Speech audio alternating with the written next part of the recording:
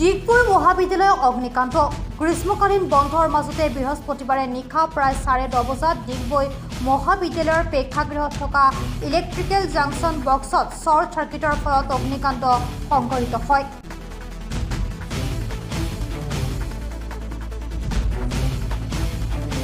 নিৰাপত্তাৰক্ষীয়ে ধোঁৱা প্ৰত্যক্ষ কৰি তৎক্ষণাত মহাবিদ্যালয়ৰ অধ্যক্ষক খবৰ দিয়ে।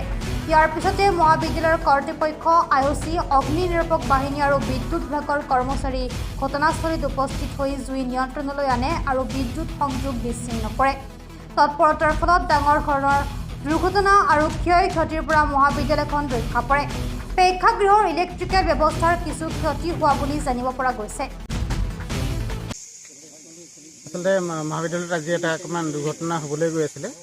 আমাৰ মহাবিদ্যালয়ৰ যিটো প্ৰেক্ষাগৃহৰ এটা যিটো ইলেক্ট্ৰিকেল জাংচন বক্স আছিলে, তাতে 10:30 বজাত আচলতে তাৰ কিবা হয়তো শ্বৰ্ট চাৰ্কিট হ'ল কিজানি। আমাৰ ছিকিউৰিটি আছিলে, ছিকিউৰিটিয়ে দেখাৰ লগে লগে আমাক জনালে। আমি আহিলে, আমাৰ ষ্টাফৰো কেইবাজনো শিক্ষক কৰ্মচাৰী সকলো আহিলে আৰু তাৰপাছত আমি ফায়াৰ ব্ৰিগেডকো খবৰ দিলোঁ।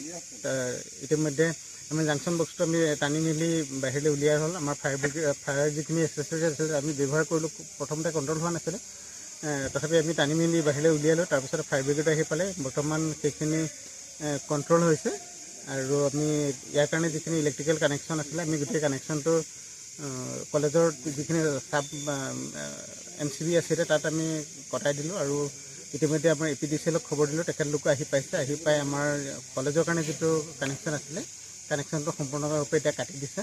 বৰ্তমান আমি এটা ডাঙৰ দুৰ্ঘটনাৰ পৰা আচলতে ৰক্ষা পৰিছোঁ বুলি ভাবিছোঁ, কাৰণ প্ৰেক্ষাগৃহৰ ভিতৰত জুই যথেষ্টখিনি হৈছিলে। আমাৰ চিলিং পাবলৈ অলপে বাকী আছিলে। আচলতে গোটেইখিনি এতিয়া ক'লা ধোঁৱাৰে আবৃত হৈ আছে, গোন্ধ ওলাই আছিলে।